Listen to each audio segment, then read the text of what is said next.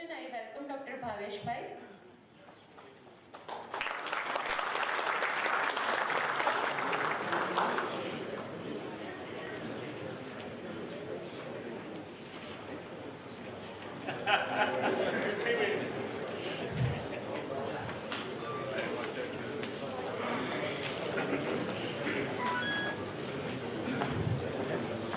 Respected seniors and dear friends, at the outset, I thank Dr. Hitesh, Dr. Pragnesh and all of you for giving me this opportunity.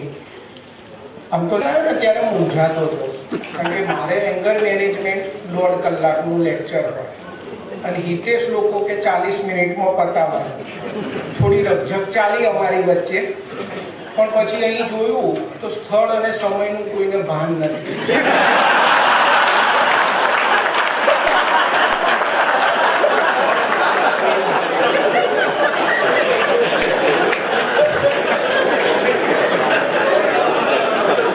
Swamiji જેવા સ્વામીજી બી બોલી ગયા કે આઈ એમ અનએબલ two control myself. જે માણસ સંસાર છોડી શક્યો એ માઇક ના છોડી શકે.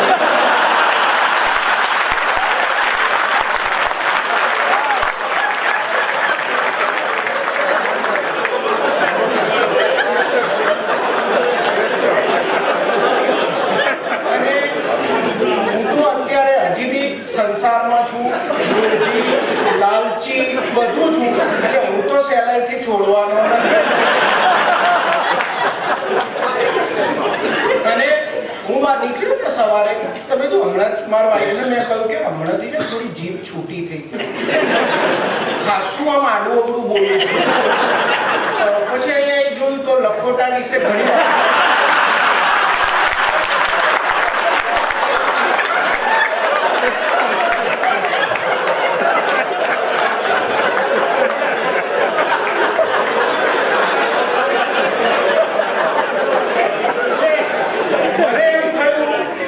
સ્વામીજીને એ અંક વિશે આટલું બધું બોલવાની તો હું અડધો ઇંચ તો ઉપર જઈ જાય.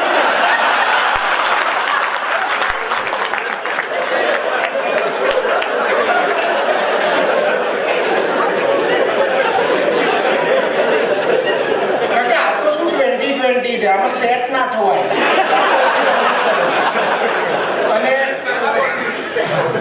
અને શું છે કે સાચે જ દરેક વ્યક્તિની નબળાઈ હોય. આટલું મોટું ઓડિયન્સ જોવા મળે, આટલું ભણેલું ગણેલું, તો સ્વાભાવિક છે કે લાઈફ ટાઈમ એક પરફોર્મન્સ કરવાની ઈચ્છા થઈ જાય. કારણ કે વર્ષો સુધી મેં તો પીડિયાટ્રિક છોડી દીધું, એટલે હવે એક ગાણા તો બહુ ગવાય નહીં મારે.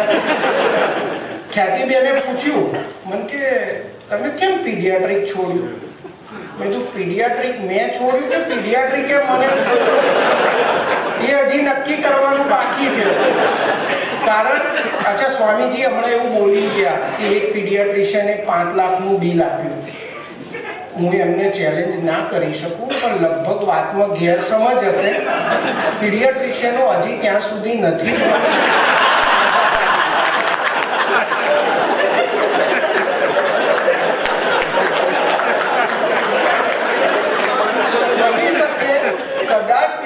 સર્જન હશે, કારણ કે અત્યારે આ કેમ્પસમાં 2 પીડિયાટ્રિશિયન બોલી રહ્યા છે. નહીતર આ ધંધો ના કરતા હોત તો ઓપીડી ચલાવતા હોત. એક વિરાજનું બી કંઈક લેક્ચર છે કે હાઉ ટુ ક્રિએટ વેલ્થ, બહાર લખ્યું છે એમડી પીડિયાટ્રિક્સ, અને હું બી અહીં બોલું છું. એટલે તમારા પીડિયાટ્રિશિયન મિત્રો જોડે ઓછી ના માગો ને પૈસા ના આપે તો ખોટું ના લગાવો. એવું વસ્તુ છે જ નહીં, કારણ કે એક એરિયાના 5 જણા ભેગા થઈને મહિને 5 નથી કમાતા.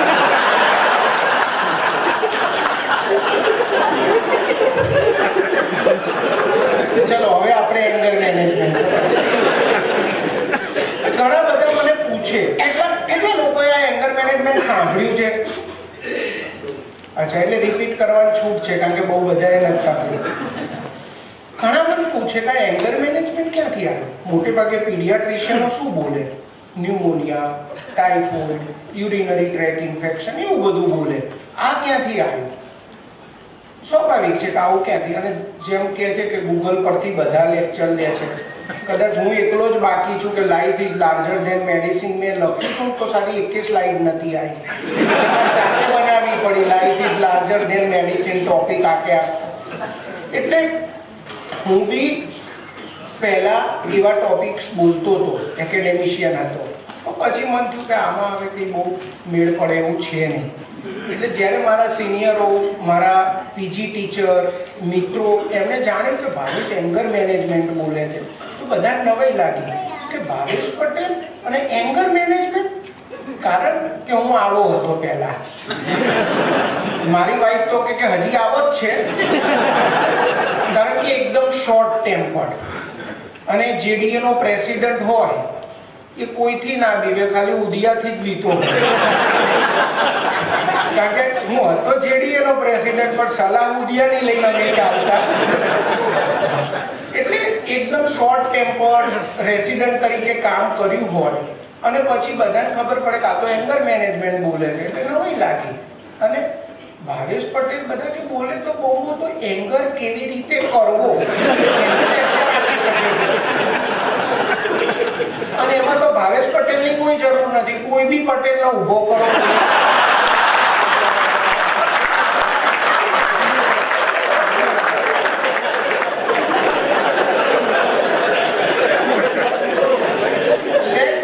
હું એકદમ શોર્ટ ટેમ્પર્ડ, રાઉડી અને મારું ધાર્યું કરનારો માણસ હતો.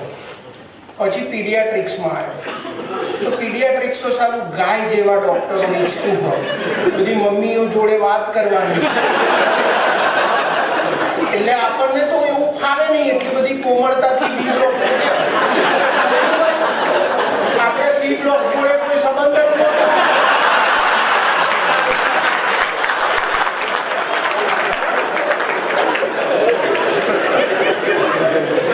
ગમે એટલા રૂપાળા બેન હોય અને એમ ધીમે રહીને પૂછે સર તાવ ક્યારે ઉતરશે? જો બેન તાવના સમયે જ. હવે એવું જ ખોટું કઈ કીધું મેં? વાયરલ ઇન્ફેક્શન 4 દિવસ લે છે, બટ સર એને કાલ સ્કૂલે જવાનું, ભણવું ઇમ્પોર્ટન્ટ કે શરીર ઇમ્પોર્ટન્ટ? એકદમ હાર્ડકોર પટેલની જેમ મેં પીડિયાટ્રિક્સ પ્રેક્ટિસ કરી, ખોલાઈ ગયો ચારે બાજુ.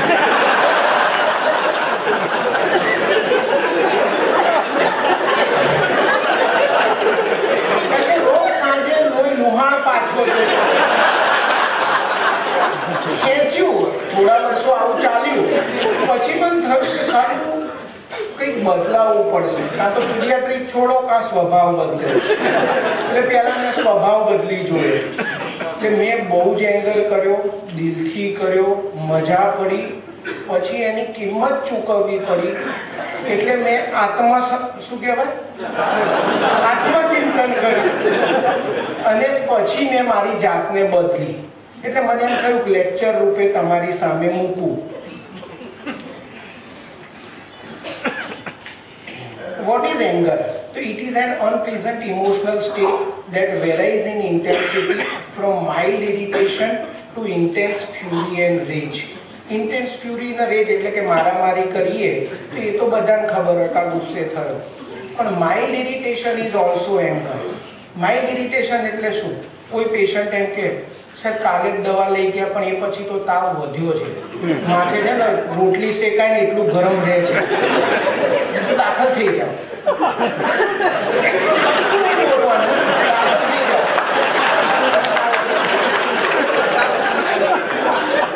એટલે તેનો હસબન્ડ બાજુમાં કે તને ના ખબર પડે તાવ આવો જ હોય? ના સાહેબ એમ તો સાંજે થોડું ખાધું બી છે.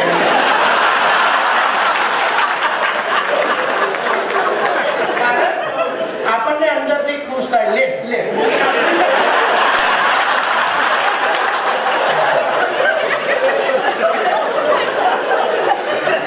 આ કશું નહોતું, આ માઇલ્ડ ઇરિટેશન.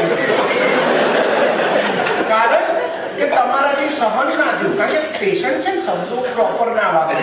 સાહેબ તમારી દવા લીધા પછી તાવ વધ્યો, આપણે એવું માન્યું કે તમારી દવા લીધાથી તાવ વધ્યો.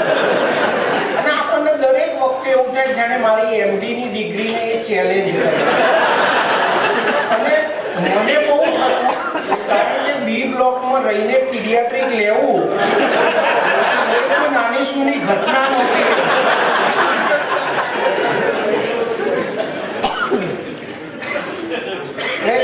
આ બધાને તો તમે જોયા હશે. પેલું કોણ છે ક્રિકેટર? યાદ આવે, શાહરુખ ખાન. અને બધા જ લોકો ગુસ્સો કરે છે.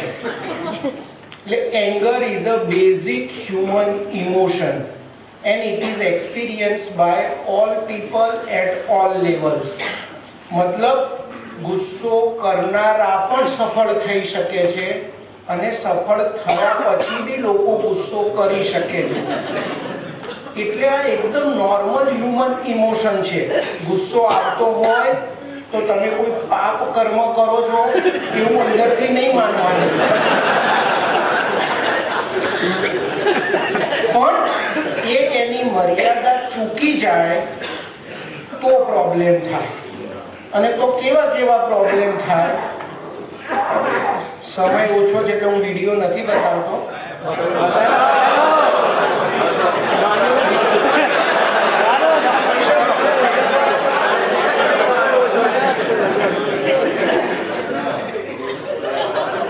હિતે સાંભળી લીધું ને, લોકોએ કહ્યું એટલે બતાવું છું. આ ટાઈમ ગણવામાં નહીં આવે.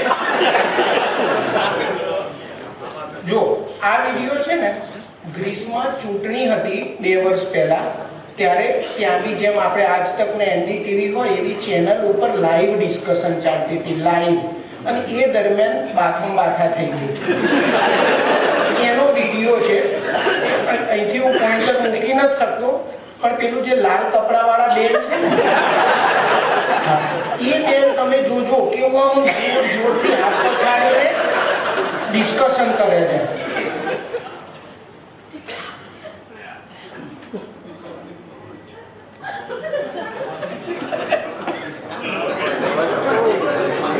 આપણને એમ ગુસ્સો આવે કે આ રીતે વાત ના કરતું એમ. અને નીચે આજે નીચે પોઈન્ટર ફરે છે, એ મેઇન ટેબલ છે. આ લાલ વાળા બેન જે છે, લાલ ને વાદળી વાળા શૂટ વાળા ભાઈ અહીં બતાડ્યા છે, વ્હાઈટ બેન અહીં બતાડ્યા છે, અને આ ભાઈ અહીં બતાડ્યા. પહેલી વાર આપણે નતું વાંચતા તો 2-3 વાર તો વાંચીએ નહીં ચેપ્ટર, તેવું ખબર જ ના કેવા શું માગે.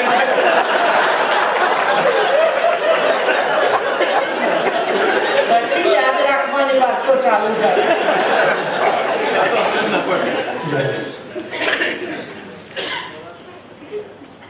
જો કેવો પછાડે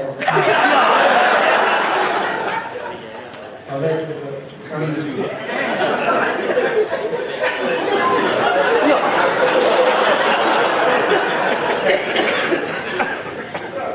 બરાબર, થોડું ઘણું જોઈ લીધું ને. આ હું રિપીટ કરતો હોઉં છું પણ સમયના લીધે જવા. તો તમે જોયું, ગ્રીસ જેવા, બિહારમાં આવું થાય તો આપણે માનીએ કે આવું થાય, પણ ગ્રીસ જે સુસંસ્કૃત સભ્ય દેશ ગણાતો હતો, એ દેશમાં બી આવું થયું. તમે કોઈ વ્યક્તિને જરૂર કરતા વધારે ઇરિટેટ કરો તો લાઈવ ટીવી હતું તો બાથરૂમ બાથા આવ્યા. અને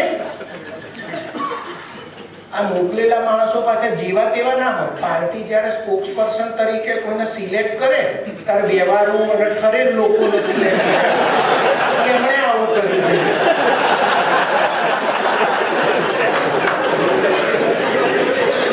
એટલે આપણે કોઈક વાર ઝાપટ કંઈ કરી હોય તો આપણે નીચા છે એવું માનવાનું નહીં. હવે નહીં કરીએ, થઈ ગયું. બીજું ઉચકાઈ જાય ને એટલે લેક્ચર રાખવું જોઈએ. પછી બીજો વિડીયો તમને ખબર હશે, પેલો ઝિનેદીન ઝિદાન વાળો. એને જો આ વર્લ્ડ કપ ની ફાઇનલ હતી ફૂટબોલની, બરાબર. પછી એને રેડ કાર્ડ મળ્યું, ફ્રાન્સ હારી ગયું. બસ એક આ ઘટનાથી હવે વિચાર કરો, આટલા બધા લોકો જોતા હતા દુનિયાના, તોય આવું થયું. પછી જીદાને કહ્યું કે તે કેમ બટ મારે તો કે એણે મારી બેન માટે ગાળ બોલ્યો કે તારી બેન ક્યાં સુઈ જાય તને ખબર છે. સ્વાભાવિક છે, આવું થાય એટલે તો પછી આવું જ થાય. એટલે પણ એ પાઠ હતો કે સ્લેજિંગ કરવાનું એટલે આવું થઈ શકે. એટલે આપણે કોક ગુસ્સો કરાવે તો એના ભોગ નથી બનવું. જરૂર પડે મારી સમજ સાથે કરવો પડશે તો હું કરીશ. So anger is a normal human emotion, and when it turns destructive, it leads to problems at all levels. ઘેર પ્રોબ્લેમ થાય, ક્લિનિકમાં પ્રોબ્લેમ થાય, મિત્રો સાથે પ્રોબ્લેમ થાય, અને તમને એવું લાગવાનું ચાલુ થાય કે I am at the mercy of an unpredictable strong human emotion. આપણે છે ઘણી વખત કેવું હોય, આ બધા બી બ્લોક વાળા અમે જતા ને, આપણે બાબલા ઝઘડવા જ નથી કે આપણે વાતો કરવા જ જઈએ. અને થોડી વાર પછી શર્ટ ફાટેલા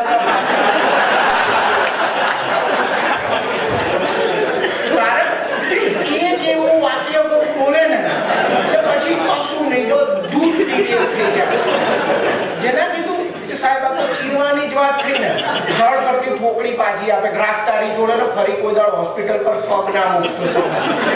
કારણ ચીરાઈ તો હું ગયો 25 વર્ષ મહેનત કરી, અને તમે સાલા એક ઓપરેશનમાં તો આટલું બધું સંભળાવશો. એટલે anger is normal, but aggression is not normal.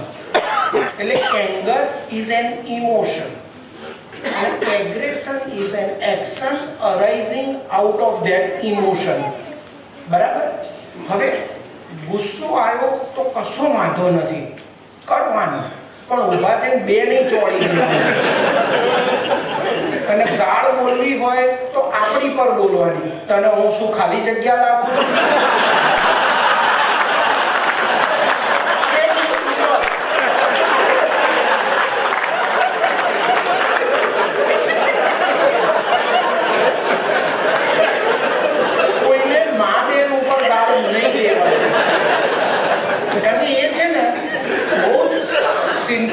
Subjective હોય છે.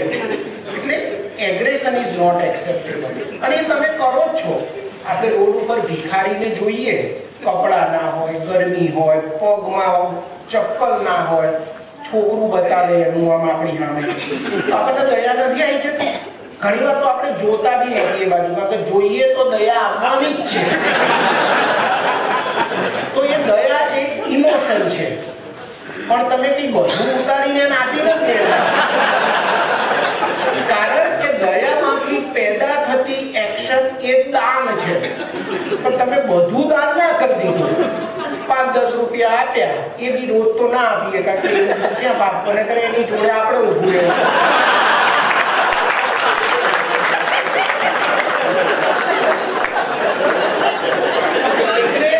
બીજું કેવું ઉદાહરણ છે કે કોઈ રૂપાળી સ્ત્રી જુઓ તમે તો મનમાં જાત જાતના ભાવ પેદા થાય ને, પણ આપણે કઈ કરતા નથી. આપણે સંયમ રાખીએ અથવા રાખવો પડે છે. તો ઇમોશન જસ્ટિફાઈડ. તમે કહો કે રૂપાળા છે, બહુ સરસ, કોઈ એવું ના છે જેવું કેમ બોલ્યો હતું. ઇમોશન નોર્મલ છે, but action is not justified. દયા ઇમોશન નોર્મલ છે, સંપૂર્ણ દાન કોઈ કરતું નથી. એમ એંગર ઇમોશન નોર્મલ છે, પણ જઈને બે ઠોકવાની છૂટ નથી. કોણ એંગર કરાવે તો આ બધું તો બધી જગ્યાએ એંગર થઈ શકે. તમે ગુસ્સો કંટ્રોલ ના કરો તો શું થાય? તો બધી જગ્યાએ જાત જાતના પ્રોબ્લેમ થાય. મોટા ભાગના મર્ડર પ્લાન નથી હોતા, આવેશમાંથી જ પેદા થયા હોય કે જોડે બેટ પડી તું માથા મારી ગુજરી ગયો. સો એંગર અને પ્રોફેશનલ અંડર એચિવમેન્ટ. ચલો બીજું બધું બધાને ખબર છે, મેન્ટલ પ્રોબ્લેમ એ તો બધું બરાબર છે, પણ ગુસ્સો આપણે કોઈની પર ઉપકાર કરવા માટે કંટ્રોલ નથી કરતા. મારે આ દુનિયામાં જીવવું છે અને સાંજે શાંતિથી સૂઈ જવું છે, માટે ગુસ્સો હું કંટ્રોલ કરું છું. અને ઘણા બધાની પ્રેક્ટિસ સારા નોલેજ સાથે બી સારી નથી ચાલતી, કારણ કે એમની જીભ ઉપર એમનો અંકુશ નથી. આઈક્યુ ગેટ્સ યુ હાયર, એટલે તમને આઈક્યુ નોકરી અપાવી શકે, અને ઇક્યુ ગેટ્સ યુ પ્રમોશન્સ, એટલે ઇમોશન કંટ્રોલ હોય તો તમારું પ્રમોશન થાય. હવે મારું થવા માંડ્યું.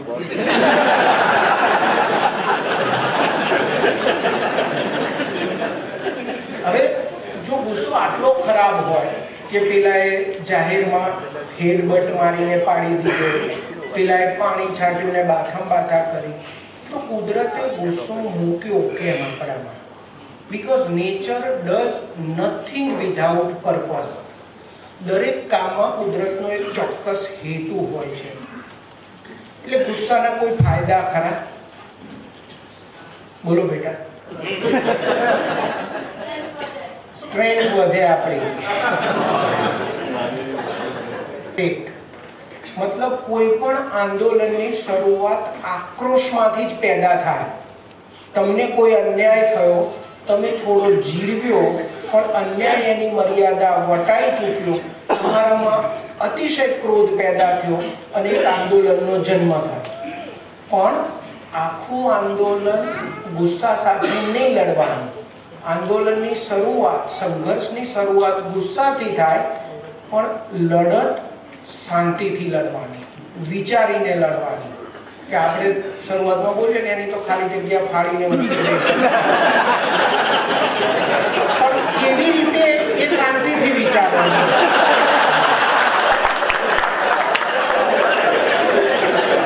કેરિયર ફાડીને મૂકી દઈશ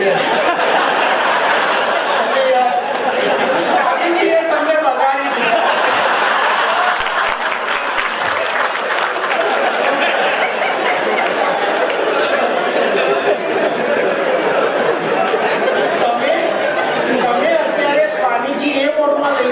દરેક શબ્દનો અર્થ એ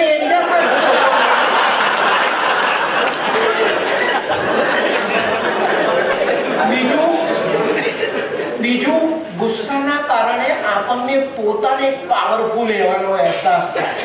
આપણને એવું થાય કે yes, situation is under my control.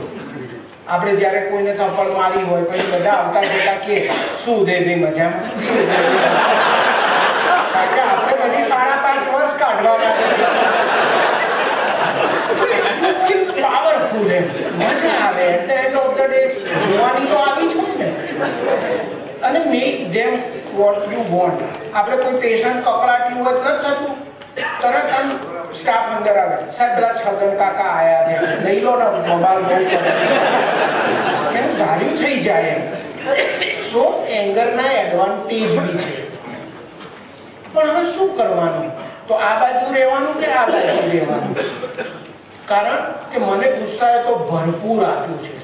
મને બહુ બધું મળ્યું. એક ખેડૂતના ઘેર જન્મીને અમદાવાદમાં તમે 12-13 વર્ષના થઈને ઘૂસ્યા હોય, 15 વર્ષ એકલા હોસ્ટેલમાં રહો, અને તમને અમદાવાદ એમ કઈ જીડીએન પ્રેસિડેન્ટ થોડું થવા દે. તમને ઇંગ્લિશ બોલતા ફાવતું ના હોય, આ બધું હોય, અને ડીએસમાં તમને કે તમે અમે તમારા નેતા કે ઓકે, કોઈ થોડું થવા દે. કરવું પડ્યું હોય તે ઘણું. એટલે મજા આવી. પ્રેક્ટિસમાં શરૂઆતમાં મજા આવી કે કેવી સાફ કરીને મૂકી દીધી, ઘણાની ફાઇલો ફેંકી દીધી કે બેન મારી હોસ્પિટલમાં આવવું હોય તો મારા સમયે જ આવવું પડે, અને મોડું થાય તો સોરી કહેવું પડે. હવે પટેલો ને રબારી કોઈ દાડ સોરી બોલ્યા ના, કારણ કે હું કરતો પ્રેક્ટિસ ઘાટલોડિયા, એ સોરી બોલે નહીં અને હું જીદ છોડું નહીં. એટલે એટલી બધી ઝપાઝપી થાય. એટલે પછી મને થયું કે ભાવેશ એંગરે ઘણું આપ્યું, પણ ફિલ્ડ જુદું છે, પીચ જુદી છે. આગળ આવીને રમાય એવું નથી, રમવું પડે એવું છે. એટલે મેં મારો સ્વભાવ બદલવાનો વિચાર કર્યો. હવે એ વખતે શું થયું કે એ વખતે પેલી બીક લાગી કે સાલો હું શાંત થઈ જઈશ તો આ બધો જે મારો વૈભવ છે ને એ છૂટી જશે. જે આપણને નેતા ગણતા હોય, લોકો આપણું માનતા હોય, એ બધા કંટ્રોલ છૂટી જશે. એટલે મને એંગર છોડવો નહોતો, પણ એક બાજુ પીડા બી વધતી જતી હતી. એટલે મેં શું કર્યું, એક કામ કર, એક દિવસ માટે એંગર છોડી જો. એક દિવસમાં તો આખી દુનિયાને ખબર નહીં પડી જાય કે ભાવેશ નબળો પડી ગયો.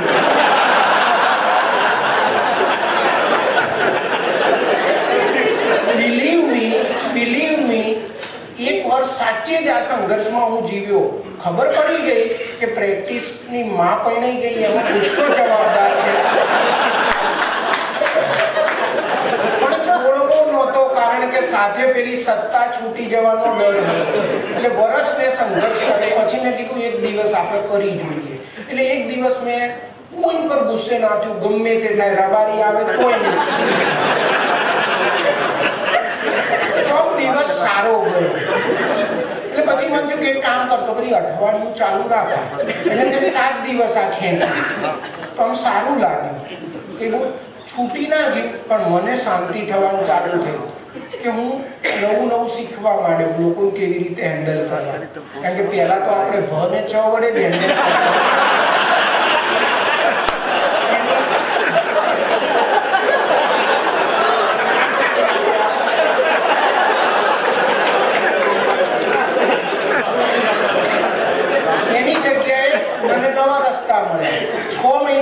ખેંચ્યું, પછી ડિક્લેર કર્યું હવે મને મજા આવે છે એંગર વગર, હવે મારે એંગરમાં પાછું નથી જવું.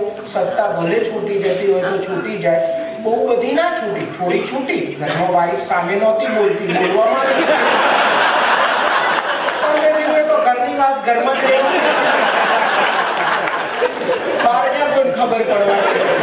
અને પછી મને લોકોને ઇન્ફ્લુઅન્સ કરવાના બીજા રસ્તા સૂચ્યા. અલ્ટિમેટલી તો leader wants to influence people. કોઈ રો મેથડથી કરે, કોઈ સોફિસ્ટિકેટેડથી કરે, but he wants to influence people. તો I got the ways and means to get control over it. એટલે મેં પછી છોડી દીધું, અને મને અત્યારે લગભગ 7-8 વર્ષ થયા. થવું છું ગુસ્સે, નથી થતું એવું નથી, પણ ફ્રીક્વન્સી 80% ઘટી ગઈ, સિવિયારિટી 60% કપાઈ ગઈ. સારું લાગે છે. હવે હું ગુસ્સો છોડવાનું કહું છું, ફૂંફાળો છોડવાનું નથી કહેતો. એટલે પેશન્ટને કહેવાનું, બેન આવું નહીં ચાલે, હા સમયસર આવવાનું. પણ પછી અંદરથી એકદમ સ્વસ્થ હોય કે આ ઘોડીનાઓ સમજતા કેમ નહીં વિચારવાનું.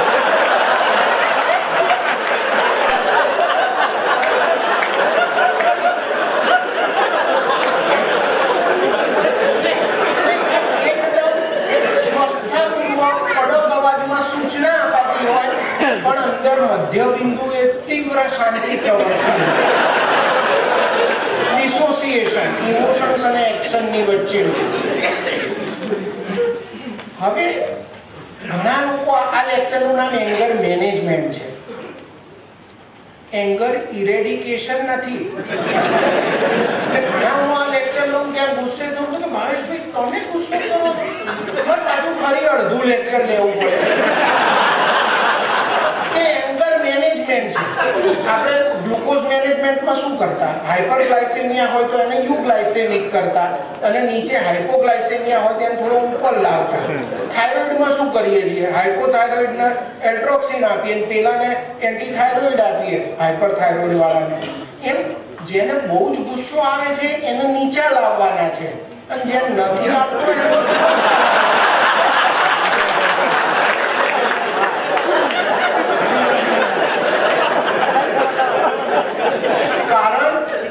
મારે છક્કાઓની જમાત નથી કહેતા, પણ એની પર તમારો અંકુશ હોવો જોઈએ કે ક્યાં અટકવું અને ક્યાં છટકવું.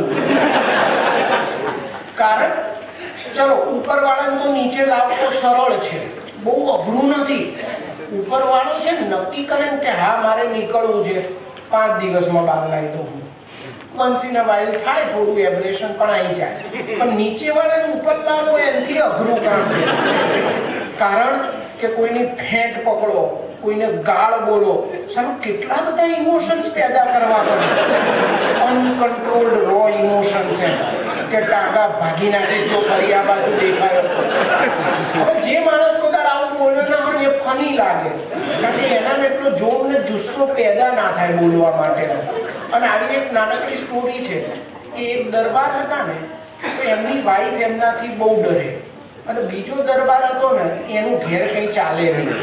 એટલે પેલા બિચારા નબળા દરબારે પેલા સબળા દરબારને પૂછ્યું, એવું શું કરો છો દરબાર કે ભાભી આટલું બધું ડરે છે અને કંટ્રોલમાં રહે છે? તો કે કશું નહીં યાર, કે લગ્ન થયા ને પહેલા દિવસે બેઠો તો હું જમવા. દરબાર તો પહેલા દિવસે તલવાર લઈને બેસે ને જમવા. બેઠો તો લાપસી હતી, તારી ભાભી ઘી નાખવા આવી અને એમાં એક બિલાડી નીકળી તો ધાણ કરતી તલવાર મારી, બિલાડીના બે કકડા થઈ ગયા. તારી ભાભી એ દિવસથી ડરી ગઈ. પેલો દરબાર કે કશો વાંધો નહીં, ચલો જાગ્યા ત્યાંથી સવાર. ઘેર ગયો, જમવા બેઠો, તલવાર મૂકી અને સાલી બિલાડી બી આવી. જેવા ભાભી પીરસવા આવ્યા, બિલાડી નીકળી, ધાડ કરતી તલવાર મારી, બિલાડીના બે ટુકડા થઈ ગયા. તો ભાભી હસવા માંડે, દરબાર પેલા દાડે આ કરવું પડે.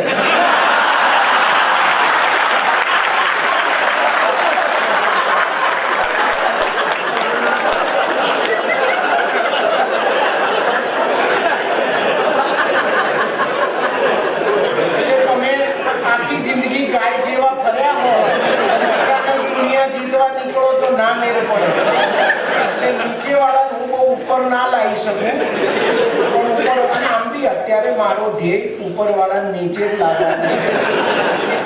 અને પહેલા સંપૂર્ણ ગુસ્સો કાઢી નાખવાનો 6 મહિના 12 મહિના. પછી એકવાર આપણો અંકુશ આવી જાય આપણી જાત ઉપર, સંયમ પેદા થાય, પછી થોડો જરૂર પડે કરવાનો. એરિસ્ટોટલે કહ્યું છે કે દરેક વ્યક્તિને ગુસ્સે થવાનો અધિકાર છે, અને બહુ સરળ બી છે.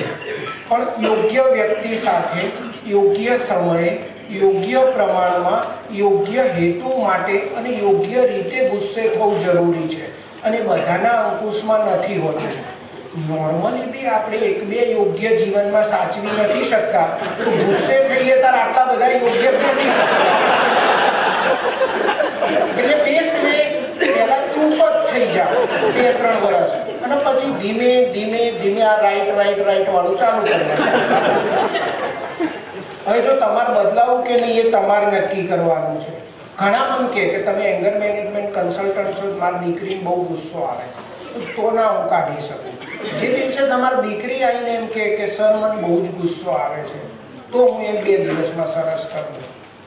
એટલે એ જાતે નથી. મને બધા બહુ કહેતા હતા કે ભાવેશ આવું ના કરીએ, બધા સિનિયર પીડિયાટ્રિશિયનો બધા કે મને, તો હું કોઈ નહોતો ગાંઠતો. ઘણી વાર તો એમને લઈ લેતો. પણ પછી જે વાળ્યા ના મરે ને એ હાર્યા, પછી હું જાતે જ બદલાઈ. અને જ્યારે આપણી જાતને બદલાવાની વાત આવે ને ત્યારે બધા કે પ્રાણ અને પ્રકૃતિ તો સાથે જ જાય. હું બી કહું છું પ્રાણ અને પ્રકૃતિ સાથે જ જાય, પણ એવી પ્રકૃતિ જ ના ચાલે ને કે જેને લીધે પ્રાણ વહેલા જાય.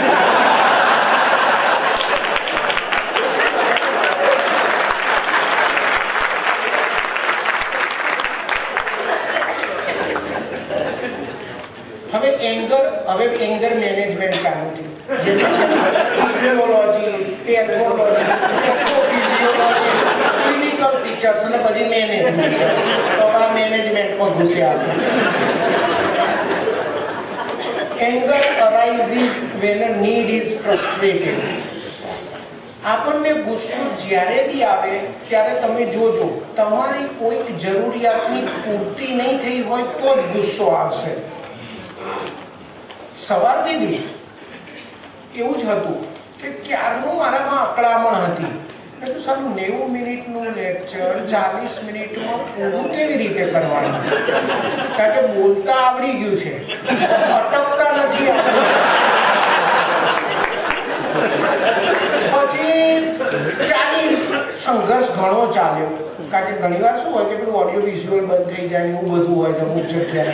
40 મિનિટ એટલે બંધ જ થઈ જાય. પછી મેં વિચાર્યું છોડ, અત્યારે હવે તું વિચારીશ નહીં, ત્યાં જઈને પડશે તો તમારી જરૂરિયાતની પૂર્તિ ના થાય ને એટલે ગુસ્સો આવે. કઈ બે જરૂરિયાત? એક, everyone needs to be respected and everyone has desire to be understood. દરેક વ્યક્તિને માન જોઈએ છે. જેટલું મને જોઈએ એટલું જ તમને જોઈએ, તમને જોઈએ એટલું જ એમને જોઈએ. એ આપવામાં કંઈ ભૂલ થઈ એટલે મનમાં મણમણની નીકળે. બીજું, આપણી ટેરેટરી પર કોઈ હુમલો થાય એટલે ગુસ્સો આવે. ટેરેટરી એટલે આપણો એક પ્રદેશ, જેનાથી ધારો કે કોઈ પડોશી આપણી હદમાં ખાટલો રોજ મૂકવું કરે તો આપણી વાઈફ પાણી છાંટે અને ખાટલા પર આમ પેલા છાંટા ઉડાડે છે, ધૂળના એવા. બોલાય તો કઈ નહીં, પણ ગુસ્સો તો રોજ આવે. બીજું, ફિઝિકલ ટેરેટરી પર હુમલો થાય. જેમ કે આપણે ક્યાંક ક્રાઉડમાં ગયા હોય, સાથે આપણી વાઈફ ને બાળકો બી હોય, અને આપણા પગ ઉપર કોકનો પગ આવે તો કેવડી નીકળે મોઢા. છોકરાને ખબર પડે પપ્પાએ આવું બોલે.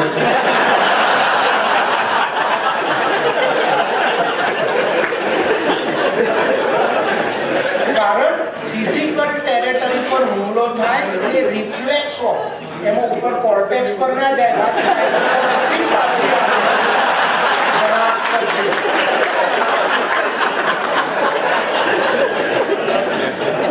હવે ગુસ્સો પેદા કરતી પરિસ્થિતિને આપણે બે ભાગમાં વહેંચી શકીએ. કોઈ ગુસ્સો આવ્યો હોય એવી એક બે ઘટના બોલો કે તમને ક્યારે ગુસ્સો આવ્યો તો છેલ્લે, અથવા તો ક્યારે આવતો જ હોય તો કોને લાફો માર્યો તો એ કોણ મોટી ઘટના?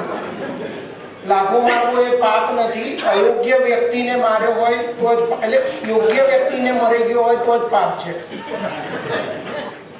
છેલ્લે કોઈએ ગુસ્સો જ નહીં કર્યો, તમે પેલી કેટેગરી જતા.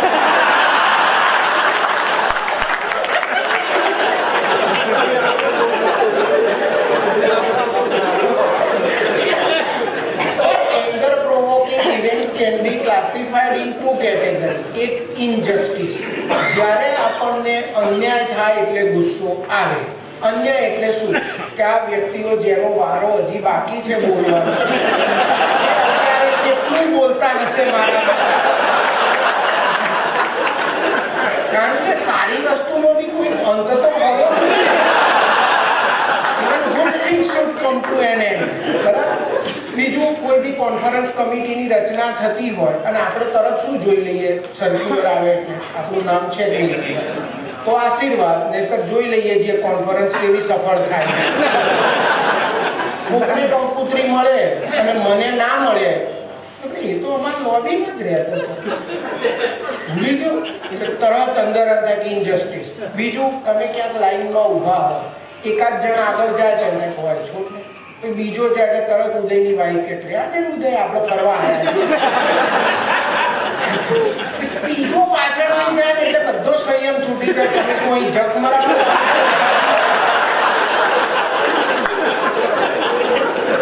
ઇનજસ્ટિસ, તરત ગુસ્સો આવે ગમે તેટલું કરો તો. બીજું, ઇનકોમ્પિટન્સ. ઇનકોમ્પિટન્સ થાય સામેની વ્યક્તિથી એટલે ગુસ્સો આવે. ધારો કે અત્યારે આ બધું સરસ ચાલે છે, ઓડિયો વિઝ્યુઅલ તૂટક ચાલતું હોય તો ખૂણામાં બોલાય નિર્દેશને પ્રજ્ઞેશની એવી ધૂળ કાઢ નાખીએ ને અમે ચાર જણા કે આટલી પ્રિપરેશન કર્યા પછી આ જ કરવાનું હતું કે ઓટીમાં નથી થતું. સર્જનો કેવું બધું ફેંકતા હોય છે. હમણાં જેવું બન્યું કે એક વ્યક્તિએ ગ્લોવ્સ પહેરેલા હતા ને એટેન્ડન્ટને લાફો ઠોક્યો બીજી હોસ્પિટલમાં, શેરબીનની.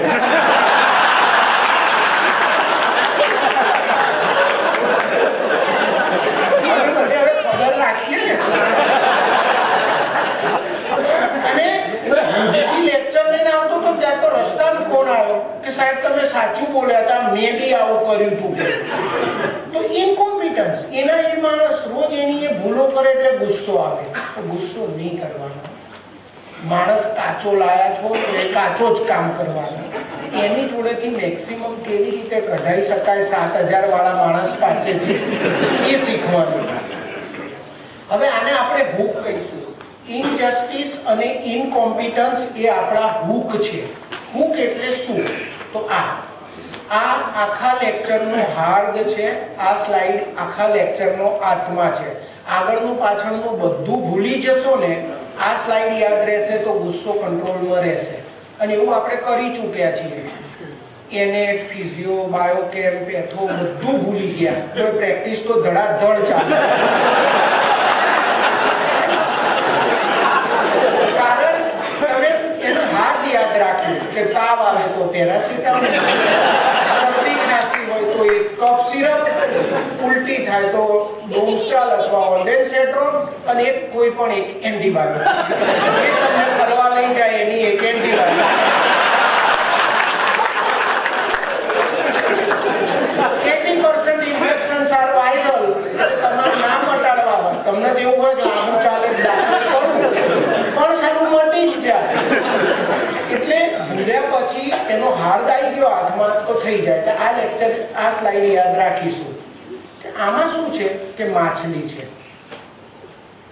આપણે માછલીને પકડવી હોય તો પાણીમાં કાંટો નાખવો પડે, હૂક નાખવો પડે, અને એ કાંટા ઉપર આટો લગાવવો પડે તો માછલી જલ્દી આવીને પકડાઈ જાય. બરાબર?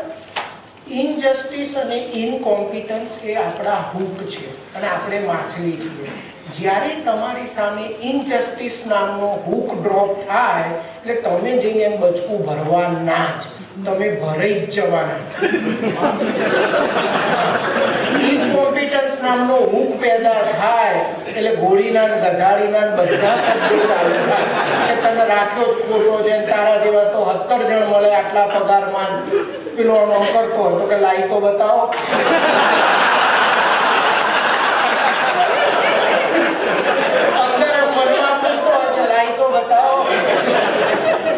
તો એ તમારી સામે ડ્રોપ થાય એટલે તમે એને બાઇટ કરો. તમે અહીંથી જશો, હમણાં ગાડી હેઠળથી હોય અને કોક સ્કૂટર વાળો આવીને અથડાય તરત તમે શું કરવાના? ખાલી જગ્યા જોતો નથી. બરાબર? હૂક, આ હૂક હતો તમારે. કારણ કે એના ઇનકોમ્પિટન્સથી તમારી નવી ગાડીને નુકસાન થયું અને ડોક્ટર થઈને સર્વિસ કરાવવી કેટલી અઘરી છે. એટલે તમારે તમારો હૂક ડ્રોપ થાય એટલે ખબર પડી જવી જોઈએ કે ભાવેશ હૂક આવે. બરાબર? હવે આવતી તરત તો યાદ ના રહે એટલે શું થાય? મોઢેથી બોલવાનું હૂક, બોલવાનું ઓપનલી.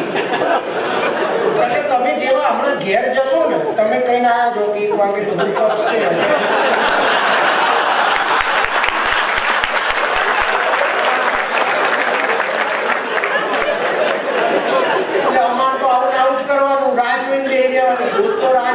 રવિવારે આવું એમ કરતા કરતા કેટલું લેક્ચર તરત બોલો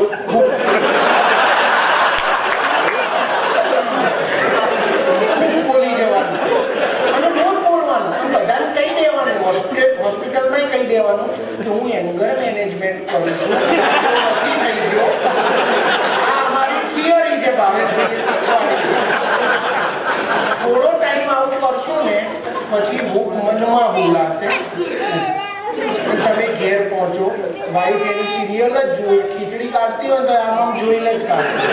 એટલે આપણે તરત આમ જોઈએ કારણ કે એક તો કેટલી મહેનત કરીને 5 રૂપિયા કમાતા હોય અને સાલા ઘેર આવીને સામે ના જુએ, કેવું થાય? તો હૂક બોલી જાય. હું તો તરત કહું, હું લઈ લઈશ ખીચડી, તું તાર જોશ નથી. અને પેલા મિહિરમાં રસ હોય તુલસીના આસપાસ નહીં, આપણામાં નહીં. પણ હવે મારામાં એમ્પથી પેદા થઈ કે ક્રિકેટ ચાલતી હોય હું ક્યાં તાર કોઈ જોડે વાત કરું છું. એના પપ્પાનો ફોન આવે તો હું તરત કહું કે એના પપ્પાને બાથરૂમમાં છે, ભાવેશ પછી કરે. એટલે 47ની ઉંમરે તો કઈ સસરા જોડે કોઈ વાત કરતું નથી.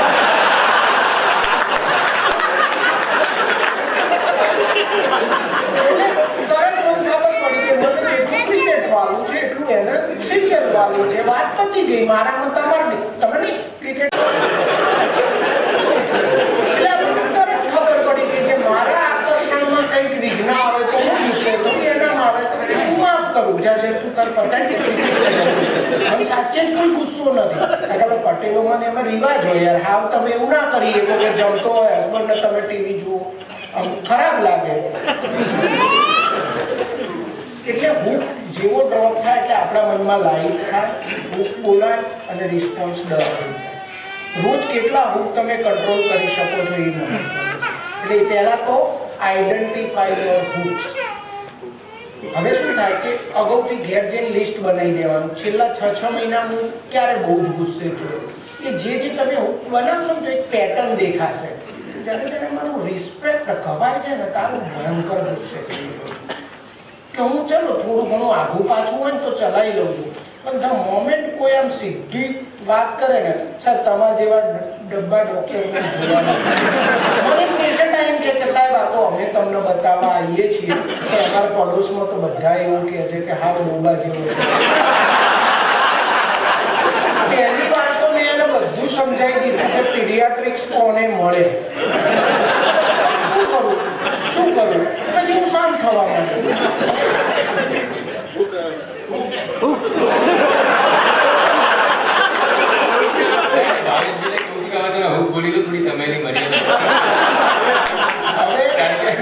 મારી ઓફિશિયલ ચાલી હજી નથી પૂરી થઈ, જે બોનસ આપે પણ હું બહુ નહીં ખેંચું, કારણ કે હું સુધી પહોંચી ગયો. એટલે એન્ટિસિપેટ કરો, એવોઇડ તો પેલા ઓળખી લો કે આ મારા રૂપ છે એટલે તમને ખબર પડે. બીજું એન્ટિસિપેટ કરો. એન્ટિસિપેટ એટલે શું કે લેક્ચરમાં જઈશું પણ એકે સ્પીકર છોડવા જ નથી ટાઈમસર, પણ હું તો શાંતિ જ રાખીશ, અકળાવાનું નથી. એમ એન્ટિસિપેટ. ઘેર જશો ઘરવાળી બોલશે, હું બોલીશ નહીં. રસ્તા ટ્રાફિક જામમાં તમારે શું થાય છે, આમ તમે આમ ઊભા હોય પેલો સહેજ ઘૂસે, તમે આમ એક આવ્યા કરે તન તો નહીં જવા દો. આપણો મોટો માણસ બી જનુને ચડે. મારી વાઈફ બી કે ઘુસાડ ઘુસાડ.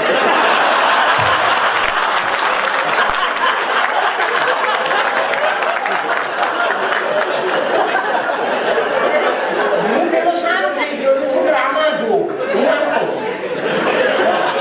આવું કેવું કે ઓકે જામે છો 5 મિનિટમાં શું ફેર પડવાનો.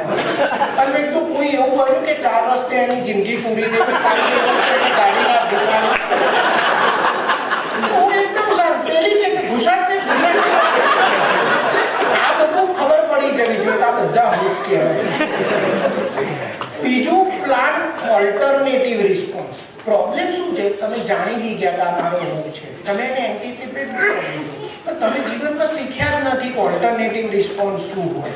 કારણ કે તમારે એક ઘટના બને ને એટલે એ વખતે રિફ્લેક્સલી એ જ શબ્દ નહીં કે ફરી મોડો આવે ને તો ફાડી ફાડી ફેંકી દઈશ. અમે ઉત્તર ગુજરાતમાં શીખ્યા જ નતા, બીજું કશું બી બોલા ખેતર જવાનું સીધા બી બ્લોકમાં ઘૂસી ગયા. વચ્ચે કોઈ સોફિસ્ટિકેટેડ માણસ જોડે સત્સંગ ના કરે. પછી ખબર પડી તમે ફરી મોડા આવશો તો હું નહીં ચલાવી લઉં. આમ એવું ઇમરજન્સીમાં તો સાહેબ વચ્ચે લેશે, પેલો કે ઇમરજન્સી છે એટલે આપણે અંદરથી કહેવાય તો પછી ઇમરજન્સી 4 તો કે ના એટલી બધી ઇમરજન્સી તો કે કોકે બેસે ના, પણ કે જોઈ લીધું હોત તો સારું હતું. અરે એટલી બધી રકઝક ચાલતી કશું નહીં ભાઈ. છેલ્લા વર્ષે ચૂપચાપ બહાર જઈ બેન ઇમરજન્સી છે આપણે દાખલ કરી દઈએ. એના તો દાદા જોડે વાત કરીને કહું તમને કે અંતિમ આપણે ઓપીડી પતી જાય દાદા. એટલે ઓલ્ટરનેટિવ રિસ્પોન્સ દરેક વસ્તુ. કોક મને કે ટાંકા ભાગી નાખીશ જેવી તમારી તો પહેલા હું શું બોલતો, તું શું ટાંકા ભાગવાની હતી, તારા જેવા તો 70 ઓપારા જોઈતા હોય. આ સ્ટાન્ડર્ડ બધા બોલે. હવે હું જૂનું બોલું. એટલે ઓલ્ટરનેટિવ રિસ્પોન્સ એ ક્યારે મળે, સ્વસ્થ ચિત્તે વિચારવું પડે. ભારે શું પેલા દાડ આવું બોલ્યો તો એને જુદું કઈ રીતે બોલી શકાય. આ બધી વસ્તુઓ આપણા હુક છે. ફોન પર દવા લખાવવાનો કોઈ આગ્રહ કરે, એમાં પછી સ્પેલિંગ લખાવો, તમે લખાવો કઈક દવાનું નામ, કે લખો એમોક્સિસિલિન એટલે પેલો કે ફેમોક્સિસિલિન ફેમો. હું તો ચૂપચાપ A for Ambalal, M for Manubhai, O for ઓધવજીભાઈ બધું લખાઈ દઉં. કાં તો હું ના ફોન ઉપાડું તો પછી આવું જ કર્યું. બધા ઢગલો છે પણ ઉપમાં નથી પડવું ને તો આ લોકો ઉઠાઈને લઈ જશે. ત્યાંથી બે આવ્યા છે, પાછળ બે પુરુષ ગોઠવાઈ જશે.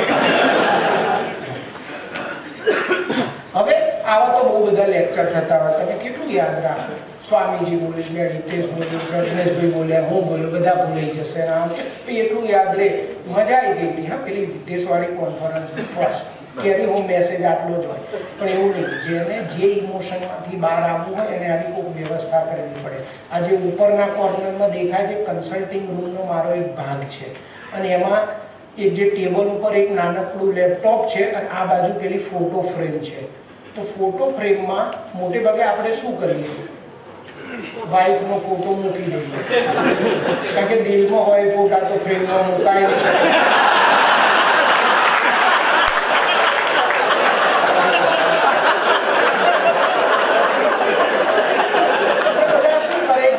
અભિગમ અપનાવે જળવાઈ ગઈ બધી બાંધી મુઠ્ઠી સવાલ. પણ મેં તો મારા દિલમાં હતું ને જ પ્રેમમાં મૂક્યું. આ બધું તમને કંઈક લખેલું દેખાતું હશે, અંદર ફ્રેમમાં લખી કાઢ્યું. એ બધા મારા હુક હતા. ધારો કે પહેલું લખ્યું છે કે TTTCC, try to tolerate crying child. છોકરું રડ કરે, હિસ્ટ્રી લેવા ના દે. સિન્સિયર હતા એટલે હિસ્ટ્રી વગર આગળ ના વધવું. એક્ઝામિન રડતું હોય એટલે કરવા ના દે. અને પછી પાછા સગા પૂછે કે સાહેબ શું લાગે, શું લાગે.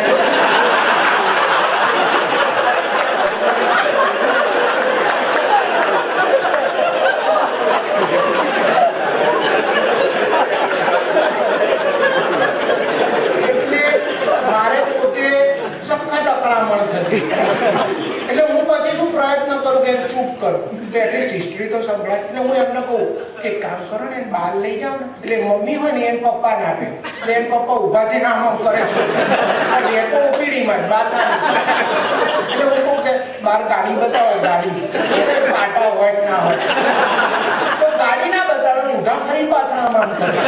એટલે ઘણી વાર તો એવું થાય કે એને બહાર લઈ જાઓ છો કે હું કામ બંધ કરું, અને એ ના નીકળે હું નીકળી ગયો તો ભાઈ બેસો તમે. તો એ મારો હુક હતો, તો મેં લખી દીધો TTTCC. ખુલ્લામાં તો એવું લખાય નહીં. મારે તો બહુ બધા હુક હતા એટલે મારે આખી ભરાઈ ગઈ. તમારે એટલે સવારે હું જેવો બેઠું એટલે એની તરફ ધ્યાન આપું, જોયા કરું, પ્રાર્થના સ્તુતિ આરતીની જેમ એને જોવું, અને વચ્ચે વચ્ચે અકળાવું ને એટલે પાછો ફરી મારી જાતને સેટ કરી દઉં. ભાવેશ આ અકળાયા કહેવાય, તરત રિસ્પોન્સ ચેક થયા કરે.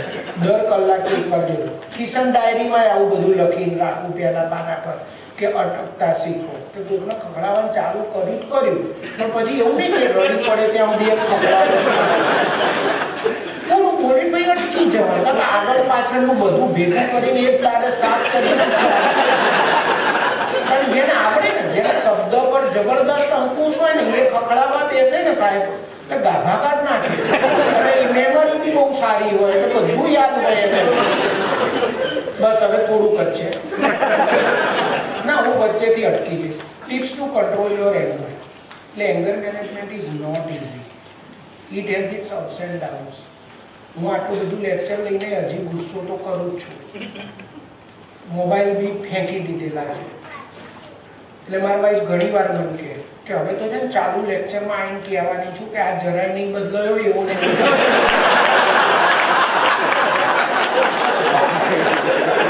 મેં કીધું અમારા લેક્ચરમાં જ આવે છે કે anger has its ups and downs. એટલે થાકી નહીં જવાનું, વચ્ચે વચ્ચે ગુસ્સો થશે, હારવાનું નહીં, પકડી રાખવાનું, ધીમે ધીમે બહાર આવી જશે. એક્સપેક્ટેશન ઓછા કરી દો. સ્ટાફ જ છે, આપણી જોડે ક્લિનિક ચલાવતો હોય એટલે એ એવું જ કરે, એના જોવું જ આવડે એને. અને કુદરતે કૃપા કરી છે કે આપણે બધું જલ્દી સમજી શકીએ છીએ. બધાના બ્રેઇન એટલા સ્ટ્રોંગ ના. Do not react, respond. React એટલે શું? પેલું કે ને જોઈ લઈશ તો કે હું જોઈ લઈશ, કેવું રીતે? ઓકે જોઈ લેજો. બધા કહે છે સાંભળવા જેવો છે, જોવા જેવો નથી.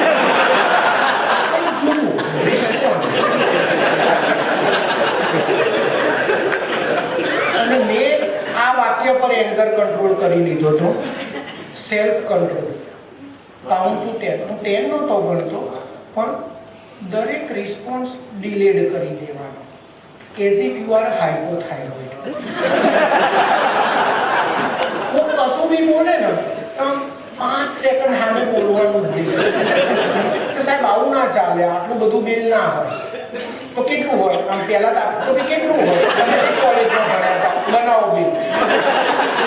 અને જીદે ચડે ને માણસ એટલે જબરો હોય, પણ એવું કશું નહીં. આમ એને કહ્યું સાહેબ આટલું બધું બિલ ના હોય. પોઝ. તમારી દ્રષ્ટિએ કેટલું હોવું જોઈએ? કારણ શબ્દો બદલાઈ ગયા 5 સેકન્ડ. કારણ કે એક તો આટલી મહેનત કરીને રોટા વાયરસના ડાયરિયા ઠીક કર્યા, હવે બોલીને શું કામ બગાડવું? એટલે મને તો કોઈ વખાણ કરે તોય હું ડીલે રહું. મને કોઈ કે મસ્ત લેક્ચર હતું, હું 5 સેકન્ડ પછી બોલ્યું થેન્ક યુ સર. લેક્ચર તો ઘણું બોલ્યું સાહેબ, એ તો લેક્ચર તો આપણે તો મસ્ત પોતે કહે છે કે મસ્ત હતું, તો ભાઈ આપણે હવે શું કરવું છે? બધા એને કઈ તો દીધું, ના કે તો બરાબર છે. એટલે ડીલે સારી વસ્તુઓ કરશે ને તો પેલામાં આવશે. પેલી વખતે તો 5 જણા ઝાલી રહે તો લોકો ઝાલ્યા નથી. એટલે પહેલા સારી સારી વાતમાં ડીલે લાવો, પછી ધીમે ધીમે એમાં આવી જશે. અને અટકતા શીખો કે વચ્ચે ખબર પડી જવી જોઈએ કે ભારે આ ગુસ્સો છે, આ નોર્મલ નથી. એટલે પછી તમે તરત ડાઉન કરવાનું ચાલો. સારું તો નહીં તો શું થાય, કંઈક ચર્ચા ચાલતી, હું કન્સલ્ટન્ટ રિક્રુટમેન્ટ જોઉં છું, એટલે અમારે ઘણી વાર જગ ચાલે પૈસામાં. પછી ભૂલી જવાય કે આપણે નોકરિયાત છીએ, મર્યાદામાં રહેવું પડે. આપણા બાપાની હોસ્પિટલ અને એક તો છોડીને આવ્યા છીએ એટલે તરત મને યાદ આવી જાય, અચ્છા સર તો તમે શું કહો છો, કાર્ડિયોલોજિસ્ટનો આમ એકચ્યુઅલ પગાર તમારી દ્રષ્ટિએ કેવો હોવો જોઈએ? એટલે હું તરત ડીએસ્કલેટ કરી દઉં વાતને. ઓકે સર, તો નેક્સ્ટ વીક આપણે રૂબરૂ મળીએ અને ચા પીતા પીતા ચર્ચા કરશું. નેક્સ્ટ વીકમાં ઘણા તથ્ય બંને પક્ષની સામે આવે અને વાત નોર્મલ ચાલે. એટલે અટકી જાય. વોઇસ તો લો જ રાખવાનું, ગમે એવો ગુસ્સો આવે. ગાળવી બોલવી પડે તો ધીરા અવાજ.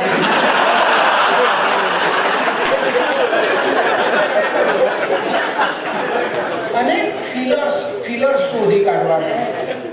ઘણી વાર એવું થાય, હું વડીલો જોડે જાઉં ને, આપણે પેલું બી બ્લોક ટાઈપનું કલ્ચર હોય ને એટલે એક શબ્દો આવે, ફિલર્સ ના ખબર હોય.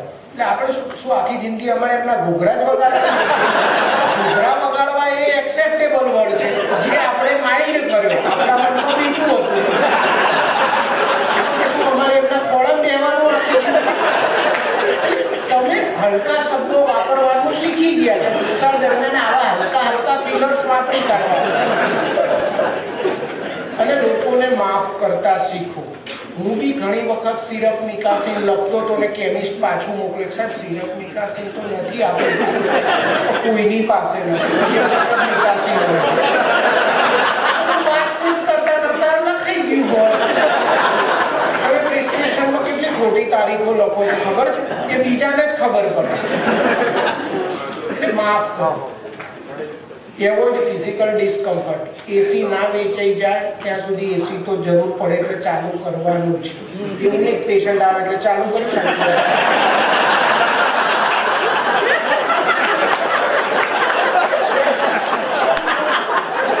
થાકી જાઓ યાર. Exercise regularly. એનર્જીને ક્યાંક તો નીકળવાનો રસ્તો, અને અમુક રસ્તા અમુક ઉંમર પછી બંધ થઈ જાય.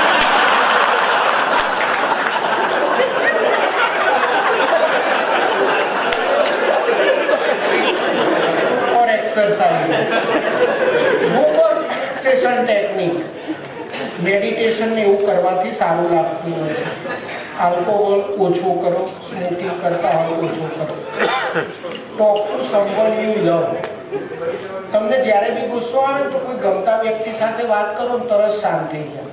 પણ talk to someone you love. ના હોય તો નવું ઊભું ના કરતા કે ભાવેશભાઈએ કહું કે મેસેજ એ કર.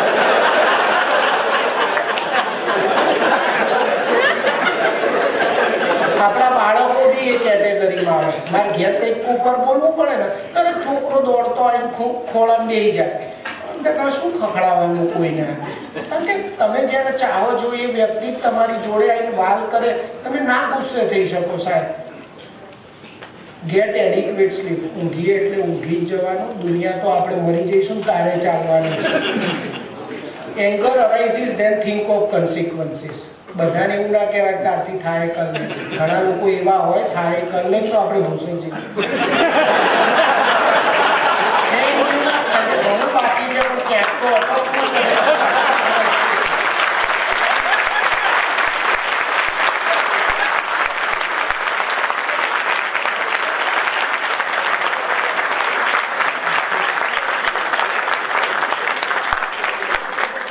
we want to control anger because anger is just a later short of danger. Okay? And I am extremely sorry કે મેં 5-10 મિનિટ વધારે લીધી.